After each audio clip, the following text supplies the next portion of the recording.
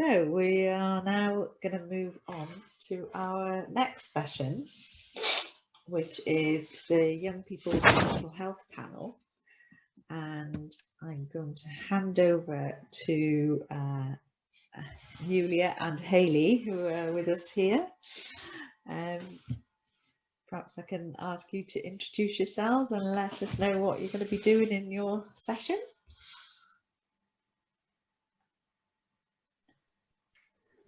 Hi, good morning. Yes, my name is Hayley Reid. I am a researcher at Cardiff University working for Decipher, which is a public health research centre, and Wolston, which is a centre specifically looking at children and young people's mental health. Thanks, Hayley. Thank you, Karen. Thanks, everyone, for joining. My name is Yulia Shenderovich. Like Hayley, I work in Decipher and also the Wolston Centre for Young People's Mental Health. Karen, can you see our slides? Yes, I can. Yes, thanks. Great. Yeah, so we are delighted to be here. And let's see if this is going. Moving forward, we very much encourage you to post questions in the chat. And we'll keep an eye here on another screen on questions as they come through. And Karen, please let us know if we miss anything. So we put together a few things here, and we'll be very happy to take questions throughout and at the end. And we'll also be using Mentimeter, which I think you used in the previous session. So hopefully that's already familiar. And so our first question for Mentimeter, the code here on top, it's 59492705, is what is mental health? What is mental health that we are going to discuss today? So please type in your thoughts on what mental health is, and hopefully we'll see them popping up on the screen. And if the link or the code doesn't work, please let us know, and we can troubleshoot it.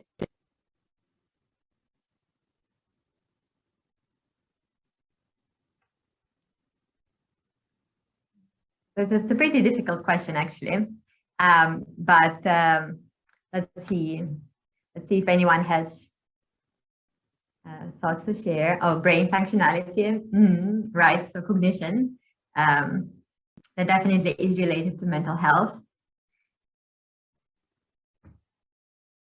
Yeah, emotions, social. We'll come back to that. Well-being. Yeah. Yeah. Thank you. Thank you for the comments. Psychological. Yeah. So we have here now the definition from the World Health Organization, and of course, like with any complex construct, there are many definitions. But what's interesting about this one is I think it's showing how we have moved now as a field from thinking about health in general and mental health in particular, not just as lack of illness, but actually in terms of well-being, that's somebody mentioned. So really the functional aspects of what it means to be healthy. So things like in the definition, being able to cope with stresses of life, work productively, make contributions to the community. And this graph here also illustrates that we are really thinking about mental health as a spectrum, from a small percentage of the population that will have severe mental health problems to more people that might have other common mental health problems that come and go, to people that might be doing okay but not really thriving, to people who might be thriving and enjoying life to the fullest. It's real spectrum, both on the side of doing well and on the side of experiencing challenges. And of course, these things change over time, both for individuals and for populations, as we will see shortly. So have our next quiz question. Although I can't actually see. There you go.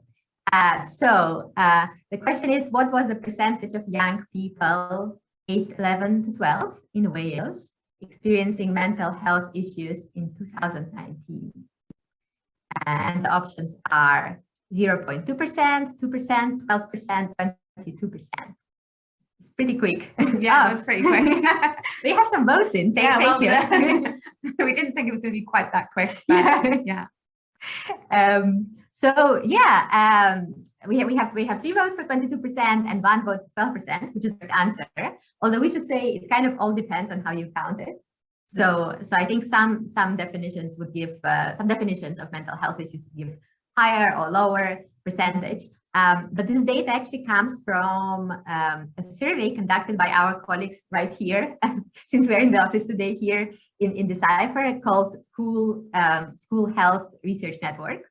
And that's a survey including nearly all maintained secondary schools in Wales, and now increasingly also primary schools. And so these were the rates that the survey found the students reported in 2019. And I think it's really important when we talked about the spectrum of mental health, is some people said that they thought it potentially would be higher, sort of kind of 22%. That probably is more including those who we think of as suboptimal. And we talked a little bit earlier about those who maybe don't meet a diagnosis for mental health issues. That doesn't mean that people aren't struggling with symptoms, or their symptoms are lower than what we would call as kind of the threshold or the cutoff for being diagnosed with mental health. So it's not quite as clear as kind of what we made out. 12% is those who potentially would meet a score on those self-report surveys, which would mean they would be kind of have a diagnosis. But there are obviously other suboptimal kind of symptoms in other young people. So that's important to remember. And I think 12% actually is quite a high percentage when we think of how many young people that actually is. So. Yeah, right. At least if you think about 1 in 10, that seems like quite many people that any of us know. And equally, like we said, for all of us, there are things that we can do to improve our mental well-being. Yeah. Even if we are not quite in this. And thinking of a classroom level, that's maybe almost 2-3 young people in per classroom if you have a class of 30 people. Yeah, so, exactly. And we have a few more questions coming up, so please keep voting, and thank you so much for the previous responses. And we have the next question, which I think again is gonna give a few seconds for the vote, and this is about which country's prime minister was re-elected in 2001 after publicly taking time off for depression. And I think this speaks to the fact that things are changing, at least to some extent, and we are seeing less mental health stigma. And we've got a very well informed or well guessing audience. Well done. So it is indeed Norway, and of course, hopefully, since this was over 20 years ago, talking about depression is even more acceptable now than it was then. And I think we have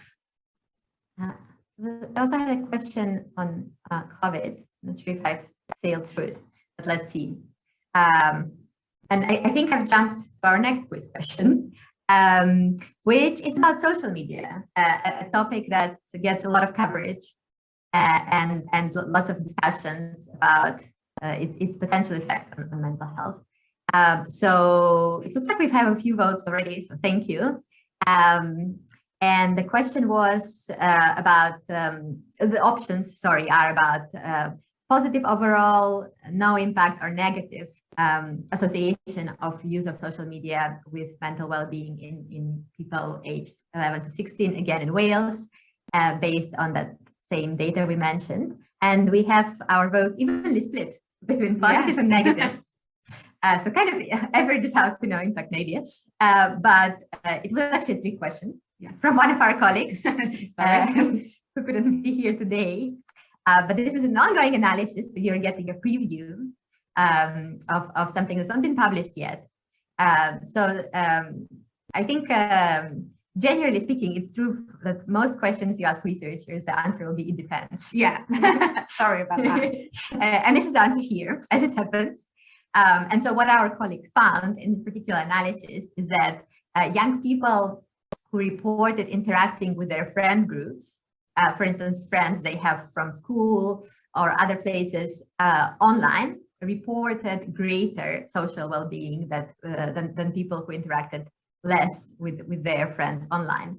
But people who interacted online only with friends they met online actually reported lower social well-being. And as always with the studies, we can never be completely sure if indeed it's social media that's causing the differences in mental well-being we're seeing, or if this is just associated with something else. So as researchers, we have some conceptual and statistical tools to try to isolate the impact of social media in this example, but we always have to have a bit of caution about the association. So what we mean by some of that is the fact that with, say for the young people who interacted with people who were only friends online, that could also show that maybe they felt maybe lonely, they had less social support in their groups of peers or even within their families.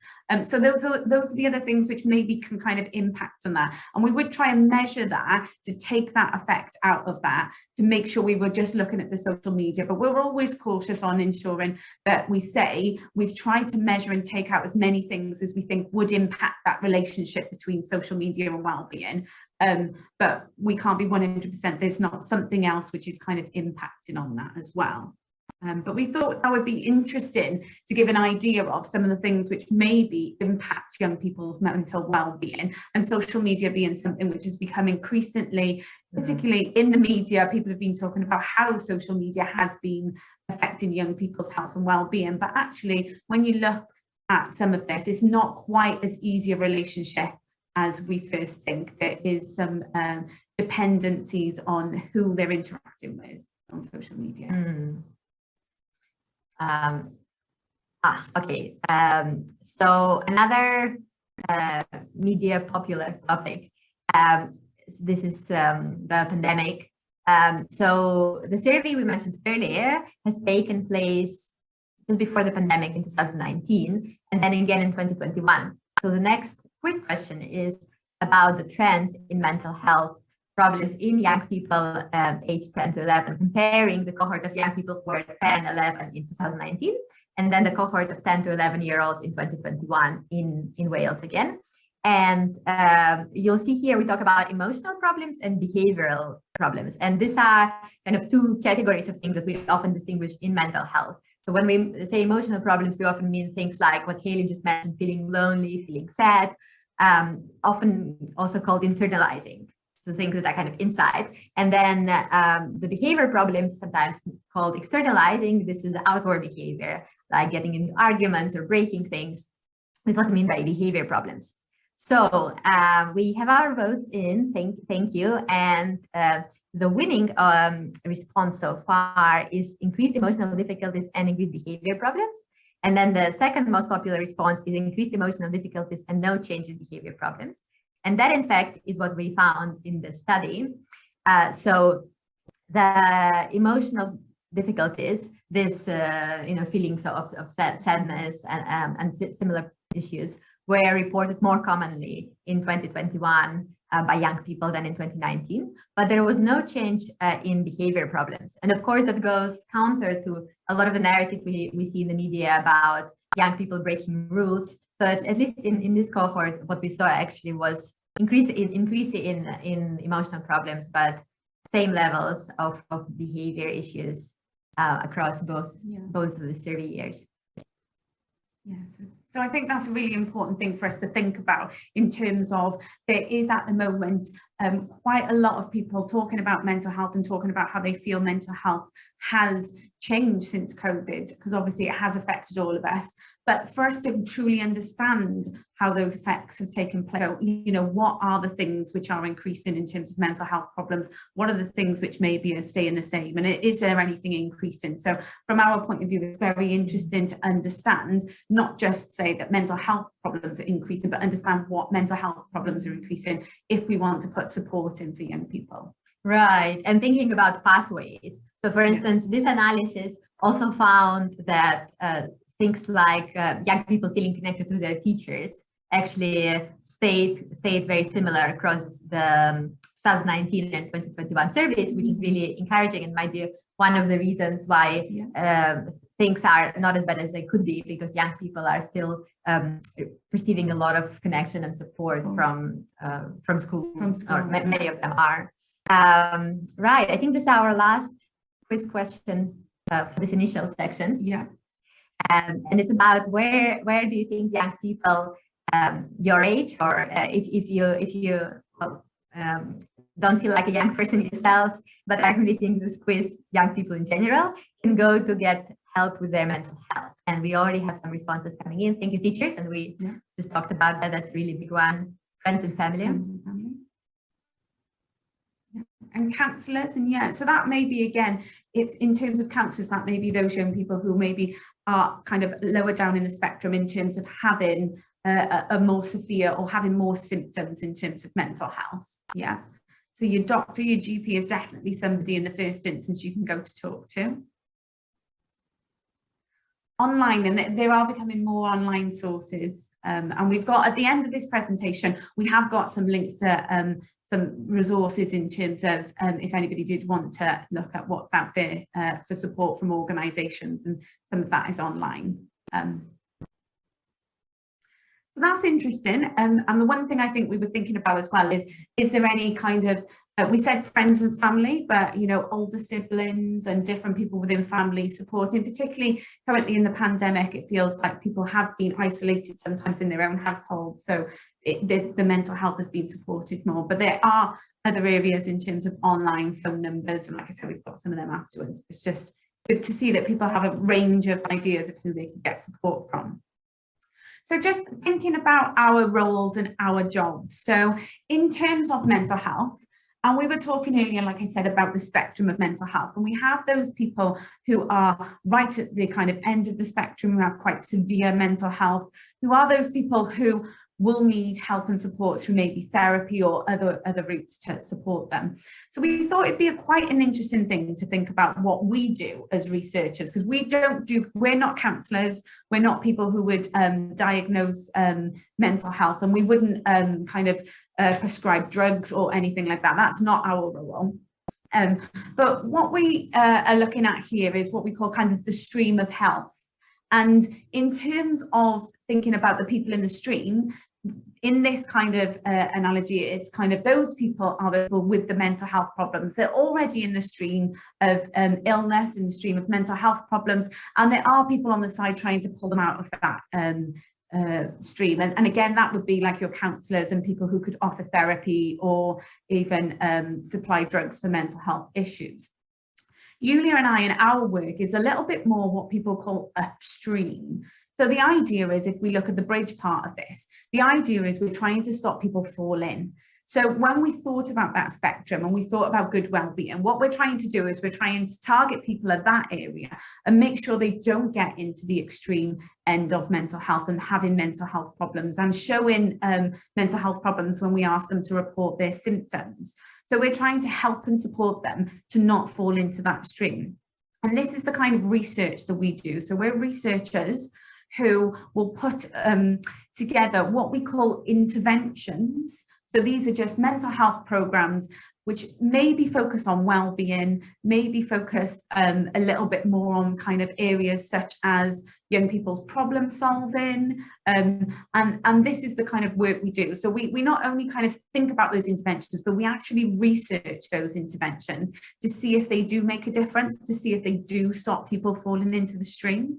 So this is kind of a wide area of research now, and Recently in Cardiff, we've just been given money and support for the Wolfson Centre, who has a specific kind of remit to kind of think about how we can do some of this work in different places, so in different social settings. And that's what we're going to go on and speak about today, is the different social settings that we use.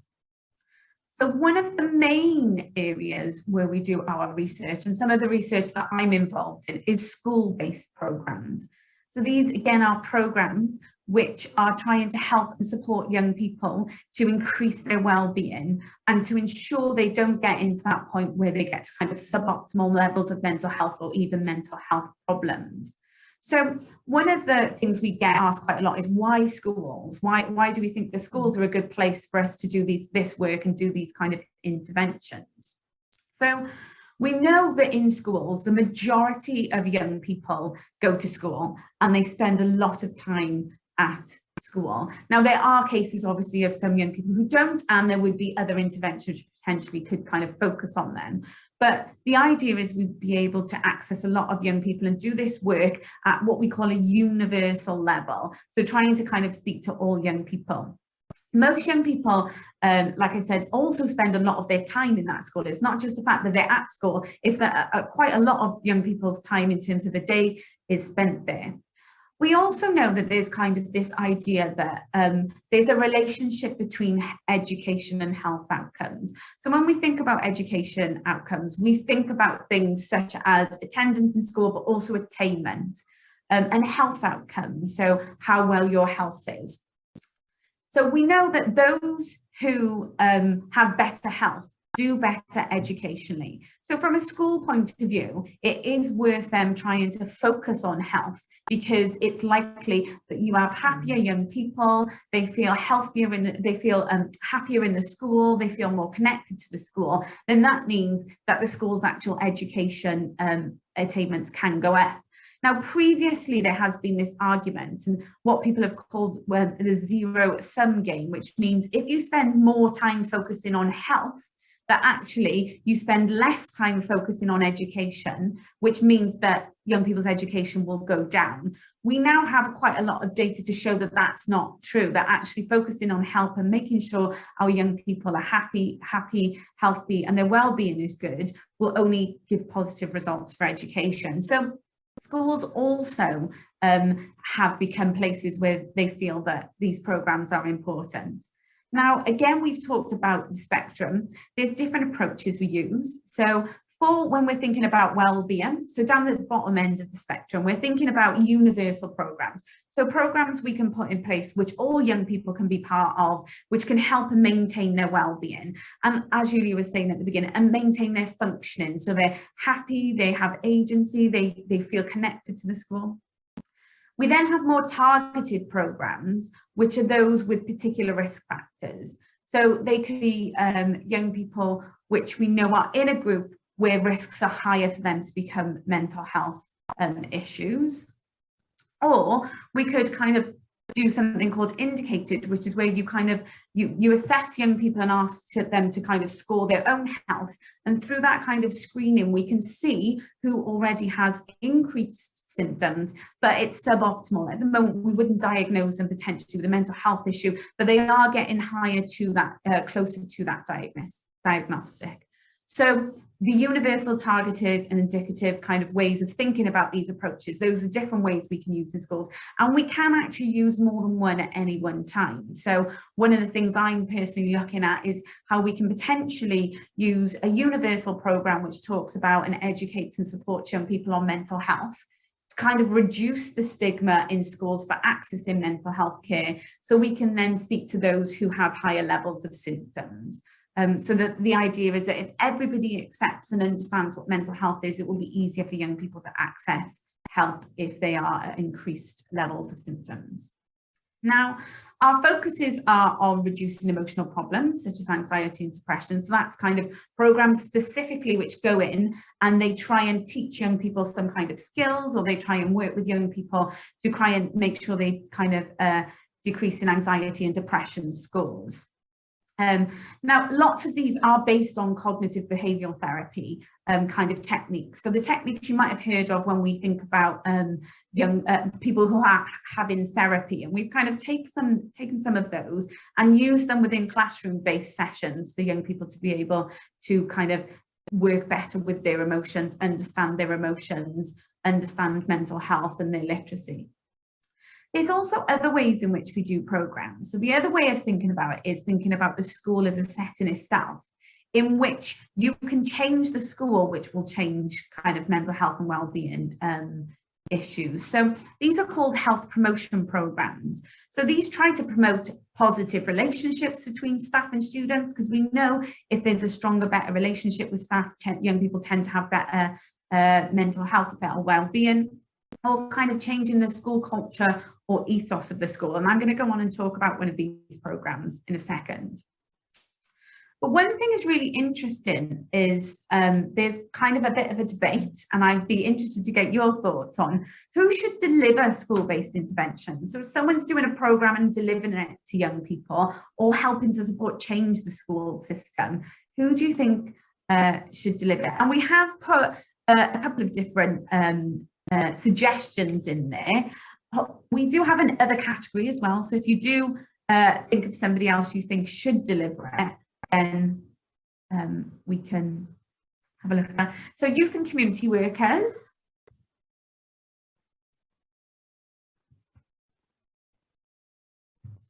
Other students, yeah, so you could have a position where you have older students who are presenting the information to young people or working with young people on this. So you could have trained psychologists, you could have people who are trained in mental health who come into the school and do this work.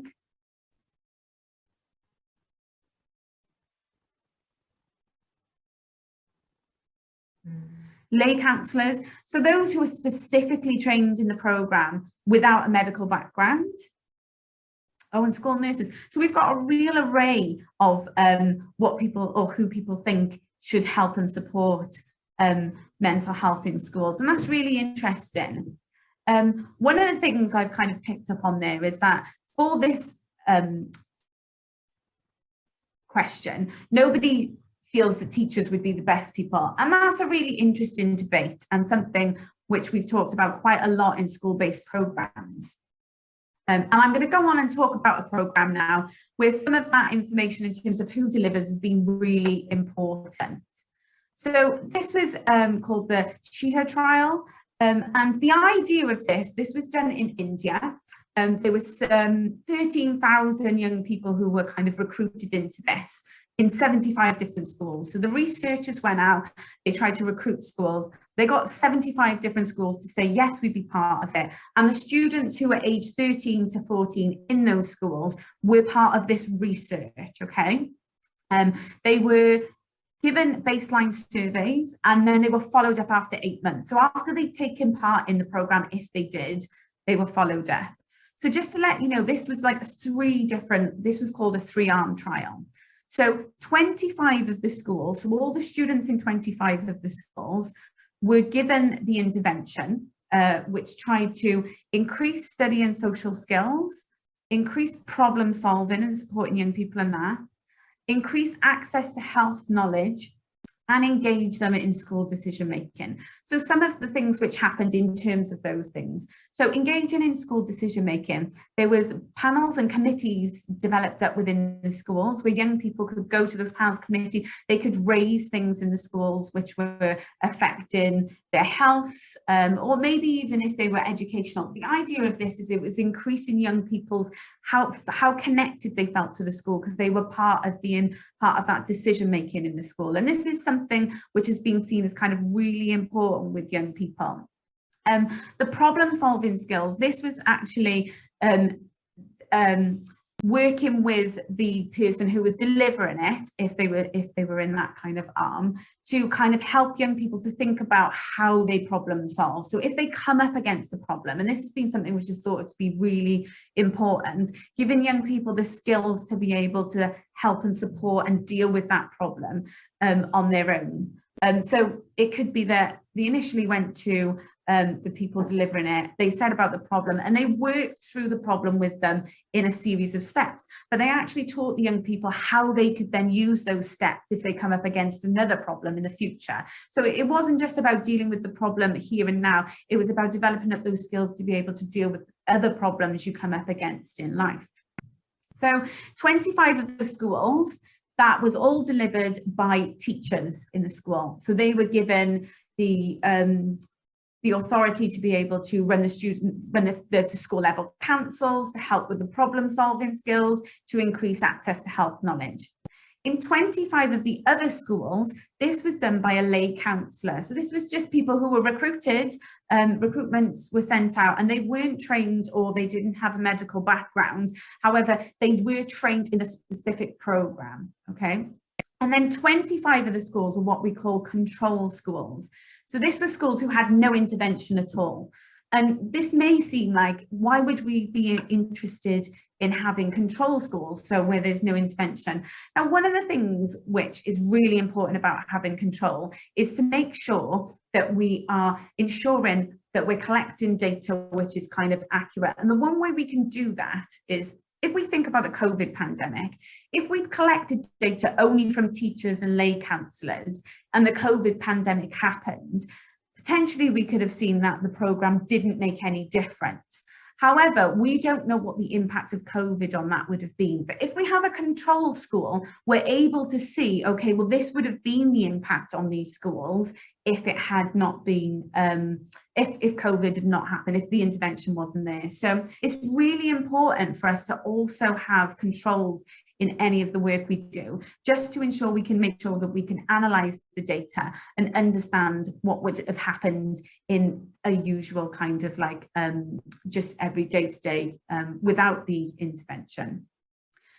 So the one thing about this intervention was there was really moderate to large benefits from this one, which is really unusual with school-based interventions. They're very early on in their development, and we are trying our hardest to kind of make them better and to improve interventions. But this one specifically seems to have really good benefits. So in things like decreasing depression scores, decreasing bullying, decreasing people saying that they were victims of violence and also that they were perpetrating violence. This is really important when we think about violence in schools, etc. It's not just about the people who say they're being bullied, but the bullies, are they saying that they're decreasing their behaviour?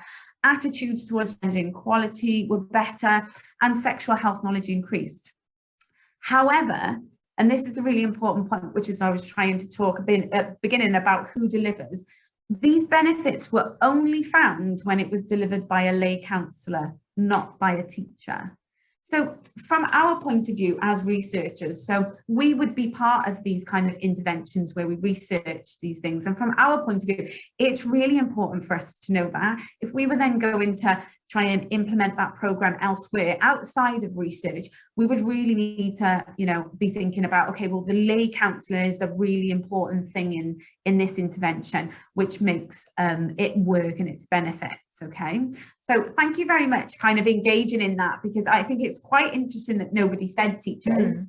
That actually in this intervention, we actually found that having a teacher deliver it actually made no benefit to young people. And I mean, I like with everything else, ideally what we want to understand is why, and that's often always very difficult. So, you know, and there's I think many possible explanations in this study and other similar studies in terms of potentially teachers having a lot of other responsibilities and this being partly a question of time and resources to deliver other health interventions.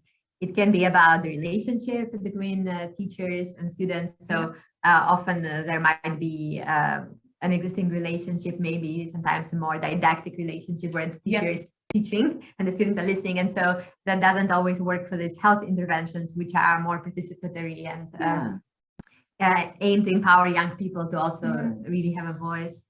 And it's important, I think, that we actually say, you know, teachers do have a lot of workload. They do have a high workload. They do themselves report sometimes issues with mental health, you know. And also, I think that in terms of with teachers, they only have a finite amount of time. Where the lay counsellors, this was then taken on as their job, as something they weren't doing before. But we're actually asking teachers to add something else to their job without taking anything away. So that's quite complicated, quite difficult for them to do, because they can't stop teaching, they can't stop getting the results and the academic results. But it is a very interesting finding in terms of lots of the narrative, and lots of what people talk about is that teachers should deliver these interventions, and sometimes we need to be conscious that they can't because of time limitations or capacity. And in general, who delivers programs is such a big part of the field of mental health and youth mental health. And there's been a lot of work, particularly in what is sometimes called the global mental health, which really means mental health in low and middle income countries, so outside of Western Europe and North America and Australia, which is where most of the world is, and most of the world's young people, actually about 90%. Since, of course, in most countries in the world, there aren't, and even this one really, there is a so-called treatment gap, so there aren't enough psychologists, psychiatrists, there aren't enough highly qualified mental health professionals for everyone that could benefit from an intervention from a program to interact with these people.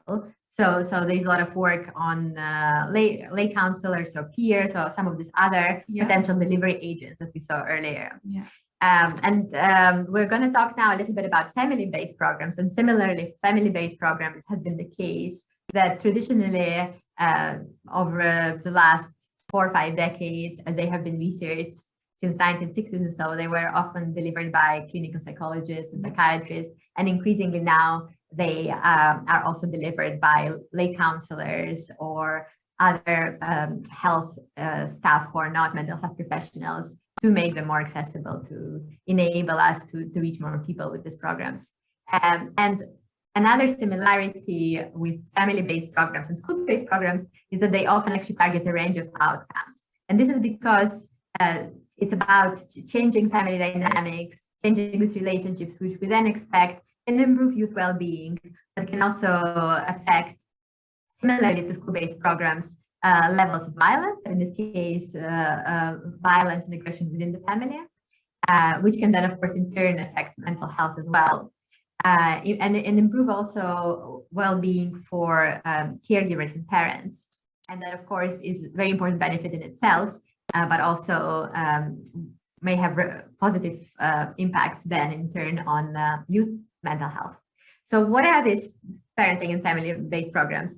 Just like with school-based programs, they can take a range of approaches, from more universal, which are offered to everyone, and this will usually be less intensive programs, some basic ideas and skills, to targeted and indicative for families that experience certain issues, could be with child or adolescent mental health, could be with substance use or violence, or treatment. So there are programs, for instance, for families where children have an anxiety disorder, or families that have had cases of child maltreatment, and this would be more intensive programs that actually try to work on specific issues that families already have.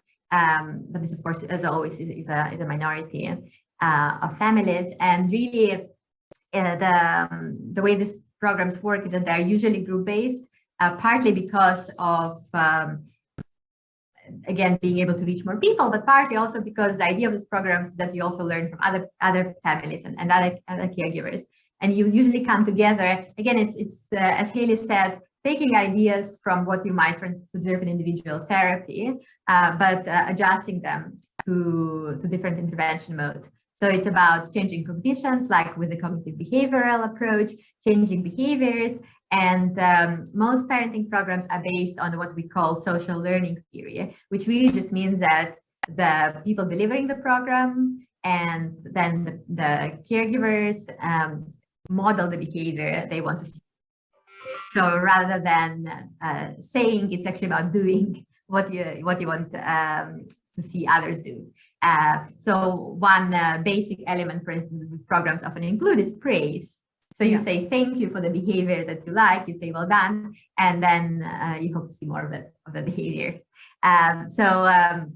especially for adolescents who are also increasingly involved in these programs.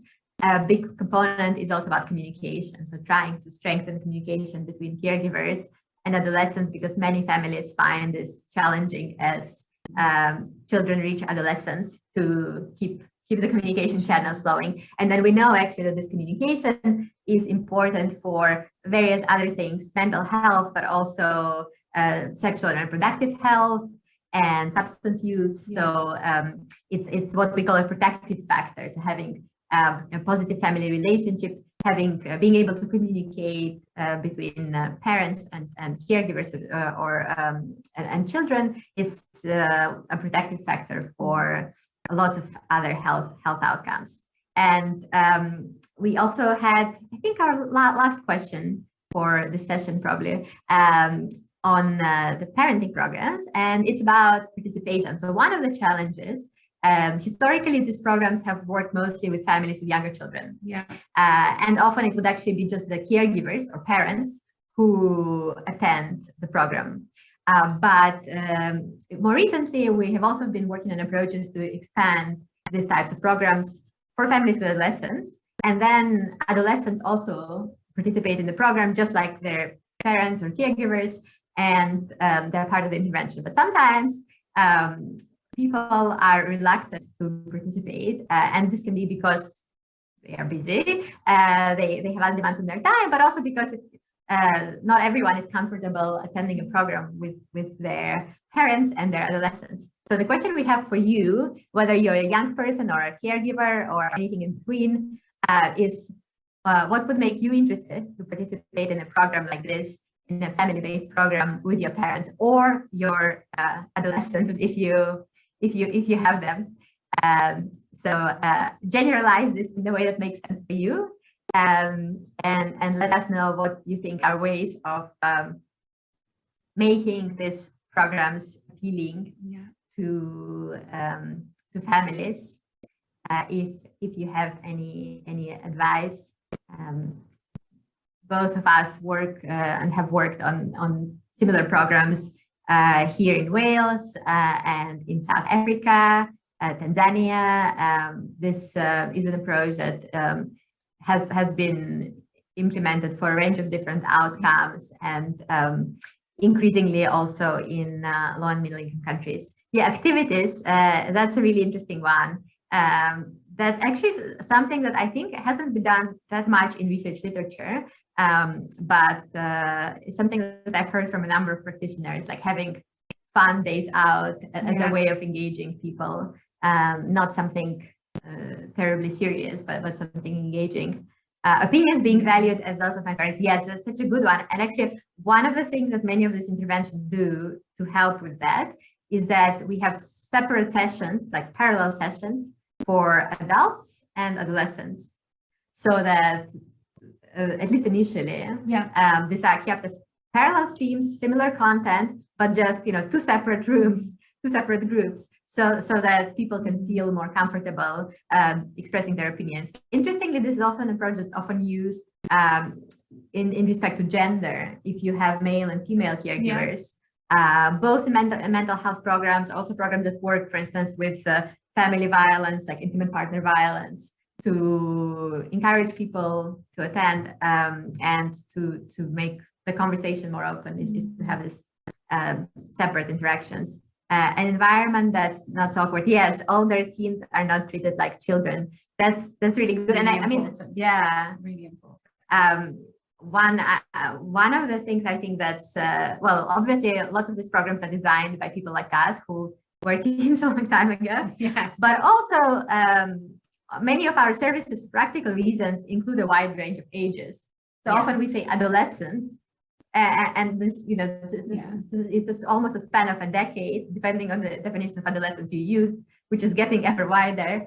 And children who are 12 or 13, of course, are very different from young people who are 17 or 18. Yeah, definitely. And I think one of the things when we were talking about young people's opinions being valued, I know one of the programs I've worked on is about kind of restorative approaches, and it's about healing harms in families. So if things have happened, to talk about those things. And Yulia was exactly right. Part of that is kind of doing work separately with parents and with young people, and giving them the opportunity to tell their side of the story, giving them the opportunity to speak their truth and what they understand of what's happened before the families are brought back together, and then kind of have a facilitator there which ensures that everybody's opinion is valued in those conversations when they're talked about as a family. So that is really, really important. And I think an environment that's not so awkward, you know, older teens are not treated like children. That again is really important, that everybody feels that within the intervention, everybody is valued. In some cases, I work on some programs with veterans who have mental health problems, and then their family programs, which then try to support the family through issues the family have been having. And quite often, sometimes the veterans will say, actually, they feel like they're the problem in the family. So that can be quite awkward for them. But we try and ensure there's an environment there where everybody's able to open and talk and understand potentially some of the issues the veterans going through to be able to help that. So I think, yes, it is a child-adult thing, but there can also be other things in families which make somebody from that family unit feel like they're not treated the same as everybody, and that's really important in the interventions run. Yeah, thank you so much for these suggestions, and I think it actually also links really nicely to the next point we wanted to share, which is about co-production. Yeah, so one of the things we've talked about in the previous slide was the fact that these interventions are developed up by somebody says what's going to happen in them, and within our research and within our research centres, we do a lot of work with young people, with parents, with teachers, asking them how they think we should run these projects, how they think we should run these interventions.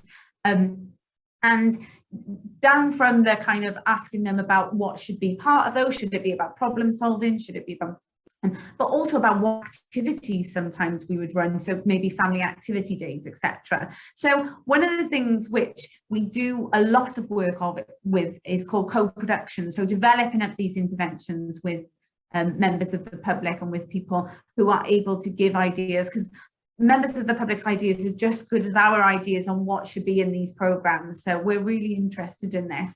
And the Wolfson Centre, which is the one centre we work with, do have 2 youth advisory groups for young people. One is a younger age, I believe, and one's kind of an older age. And therefore, young people who potentially have used some kind of mental health services or had mental health problems. And we actually work with them and ask them about the mental health programs we want to put together. If anyone was interested a little bit more to find out a little bit more about them, there's a link there for you to have a little look at, and they're always looking for members as well. So if you know anybody or think you want yourself to be part of a group like this to help researchers develop up interventions, then please feel free to kind of go to that link and see if it is for you. You only have to kind of get some information at this point. You know, there's no just going to the link or making contact doesn't mean you have to be part of that, but for some young people this might be quite interesting, so we thought we'd kind of promote that to let you know that there are opportunities for people if they wanted to be part of the work in a mental health research centre. Yeah, and more broadly, the Cypher Centre also has a long-standing youth group which is focusing on all kinds of public health issues, from smoking to physical activity to others, and that they're called Alpha, that Hayley has been working with for many years. So you can also look that group up if you're interested, and there are also others, many organizations, third sector organizations as well now have this group. So there's lots of ways to make your voice heard, to inform research. Of course, we would like you to come and become researchers to work with us, but this is another way you can do this. You can be part of a youth advisory group. So that's another of the many ways to get involved. And some of our young people do end up going on to do degrees in psychology or you know, degrees in some of the areas which we would focus, or even research-based specifically kind of courses.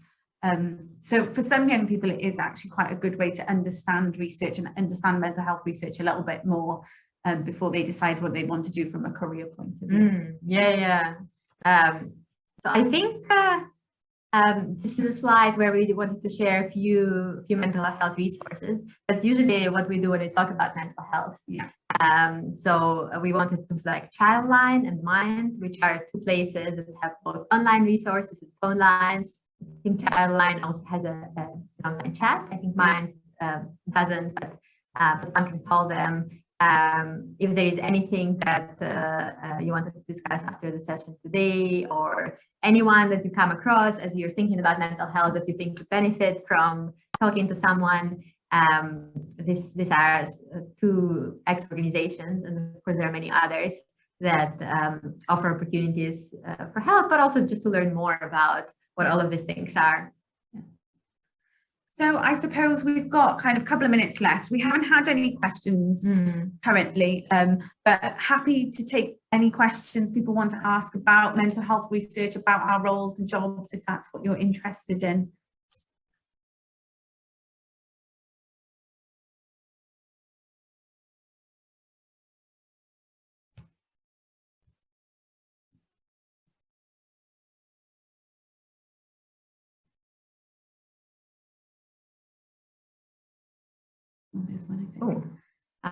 Would there be any opportunities for us as students to come visit your research center to see what you do?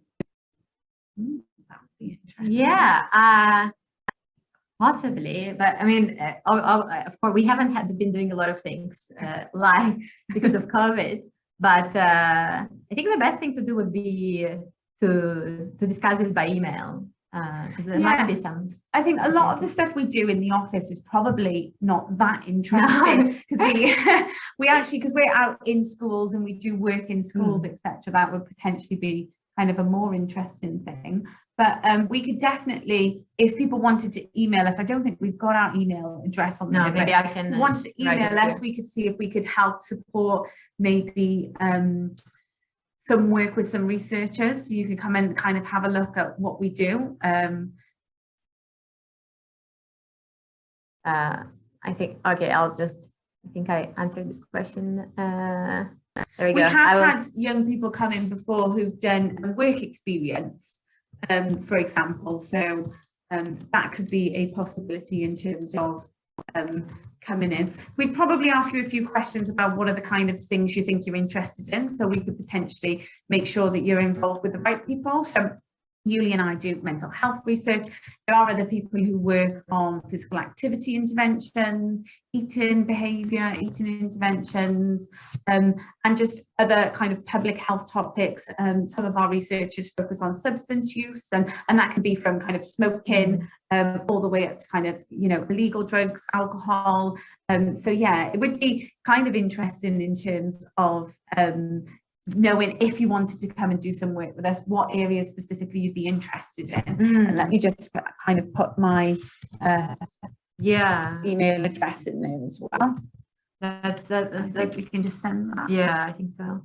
That's really helpful, Hayley. And I think the other thing is right now that a lot of the things that are happening are actually online. So things like we have a series of webinars which share information, for instance, about the school health research networks. If you're interested in that, the best way to learn about it is actually to look on the website and follow the online events, since most events are still happening online. Yeah, we haven't had anyone do work experience for the last 2 or 3 years because of COVID.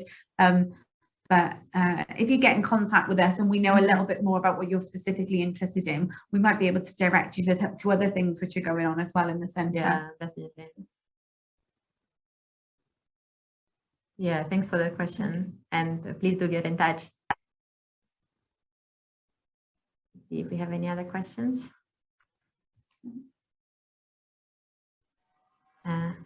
Thank you. Thank you. Thank you for joining, for sharing your opinions, for asking the questions.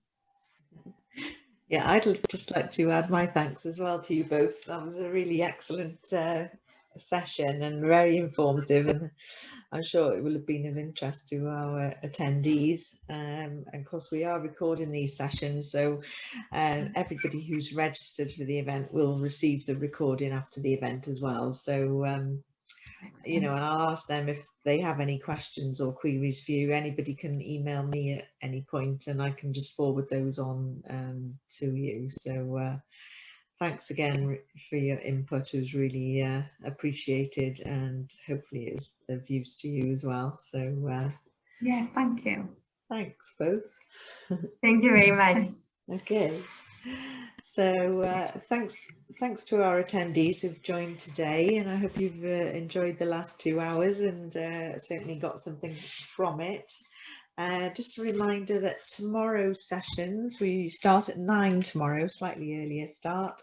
We've got an hour session, Q&A session with contributors to the programme. So all those kind of video recorded resources that were in the programme, if you get a chance to view any of the videos, quite a few of the people who made those videos will be available for questioning about their work or their career, how they got to where they are, whatever questions you may wish to put to them.